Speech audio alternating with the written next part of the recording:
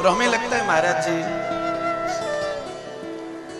जैसे सुखदेव की बात किए बिना भागवत अधूरी है, जैसे परीक्षित की बात किए बिना भागवत अधूरी है, जैसे ध्रुव की बात किए बिना भागवत अधूरी है, जैसे ब्रज गोपियों की बात किए बिना भागवत अधूरी है, वैसे ही श्री महाराज जी की चर्चा किए बिना भागवत अधूरी है। अधूरी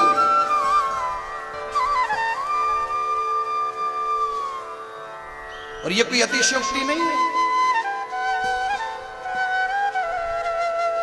हम जैसे पेटू राम, मणि राम, न जाने आज कितने हैं जो महाराज जी की कमाई बैठ करके खा रहे हैं। बिल्कुल महाराज जी की कमाई, फुलवारी उनकी लगाई हुई, रस अपने लोग पी रहे हैं। कोई भले ही बेशुक्रा हो तो अलग बात है, कोई कृतघ्न हो जाए तो अलग बात है, उसकी मूर्खता है। अब क्षमा भाई, अगर कोई ये कहे कि भागवत में महाराज जी की बात नहीं इसलिए मैं महाराज जी की बात नहीं बोलूंगा कथा में, हमको कहीं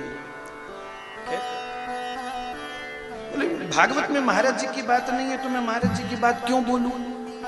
न बोलूं, तुमको किसने कहा बोलने के लिए? तो न बोलेगा तो महाराज जी की महिमा कम नहीं हो जाएगी, तुम बोल दोगे तो महाराज जी की महिमा बढ़ नहीं जाएगी। वो तो अपनी महामहिमा से सदा ही विद्यमान रहने वाले, सदा ही प्रतिष्ठित हैं। बोलना न बोलना तुम्हारी अपनी योग्यता, तुम्हारे में योग्यता होगी तो तुम उनके लिए बोल पड़ोगे कुछ। सोई जान ही जही देव हो जनाई, भाई उनकी कृपा होगी, उनकी कृपा दृष्टि तुम्हारे ऊपर होगी तो तुम कुछ कह पाओगे, और नहीं कहना चाहते तो ना कहो भैया।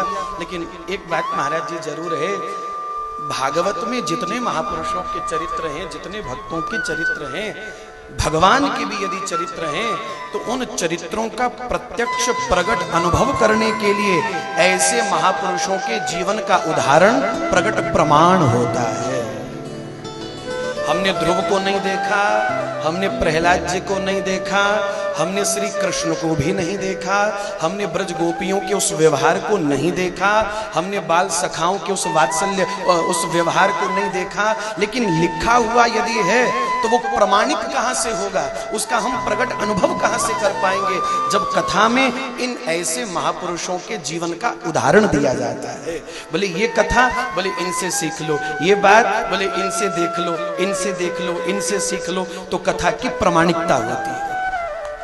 अब मैं सुना करके चला जाऊं, न मैंने देखा न तुमने देखा, तुमने किसको देखा? हमने इनको देखा, तो इनके चरित्र के द्वारा कथा की सिद्धि होती है, कथा की प्रमाणिकता होती है। कोई कहे कि मैं नहीं सुनाऊंगा तो न सुनाओ भैया, तुम्हारे भाग्य में नहीं है, तुम्हारी वाणी में सामर्थ्य नहीं है। उनकी कृपा से जिनकी वाणी को सामर्थ्य मिला होगा वो कहेंगे। जो बेशुक्रा नहीं होगा, जो कृतघ्न नहीं होगा, वो तो कहेगा, वो तो गाएगा, और वो खूब गाएगा, वो खूब कहेगा।